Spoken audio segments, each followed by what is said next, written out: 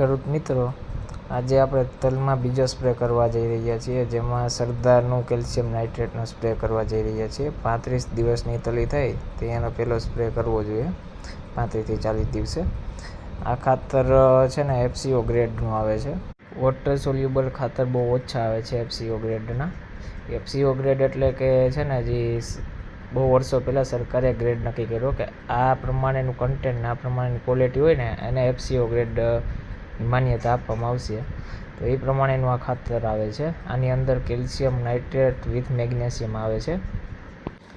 એની હારે આપણે એસિટામિપ્રાઇડનો ઉપયોગ કરીશું, સફેદ માખી કે ઝીણી જીવાતમાં કામ આપશે. તે આપણે અત્યારે કૃષિ રસાયણનો ઉપયોગ કરીએ છીએ અને ભાવને MRP તો ઉપર લખેલી જ છે આપણે બધામાં. અને ત્રીજો સ્પ્રે આપણે ટાપગોળ, જે રોગર પહેલાં કહેવાતું ટાટાનું રોગર આવતું એ અત્યારે FMCમાં આવે છે, એનો સ્પ્રે કરીશું. હવે આનું દ્રાવણ કરી નાખ્યું છે આપણે. રાઈડ પાવડરનું દ્રાવણ છે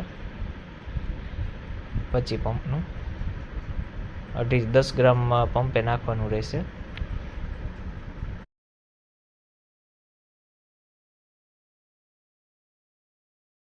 પાંત્રીસ દિવસના તલ થયા છે, 35-36 દિવસના તલ આ રીતના છે. આમાં આપણે આ બીજો સ્પ્રે ચાલુ કર્યો છે.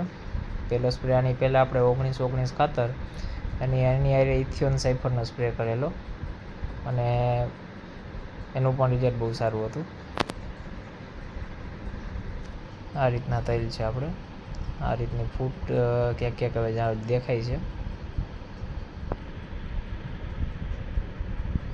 ફ્લાવરિંગ આવી ગયું છે, 25% જેવું ફ્લાવરિંગ આવી ગયું છે. આવા નવા વિડીયો જોવા માટે આપણી ચેનલને સબસ્ક્રાઈબ કરજો. ભવિષ્યમાં આપણે બકાલાનું વાવેતર પણ કરવાના છીએ. કઈ દવા આપણે છાંટવાના છીએ, કયું ખાતર નાખવાના છીએ, એનો વિડીયો આપણે આ ચેનલ ઉપર અપલોડ કરવાના છીએ અને ભાવ સાથે અપલોડ કરશું, જેથી ખેડૂતને ખબર પડે કે એ વસ્તુ કયા ભાવે મળે છે. તો આપણી ચેનલને જરૂર સબસ્ક્રાઈબ કરજો.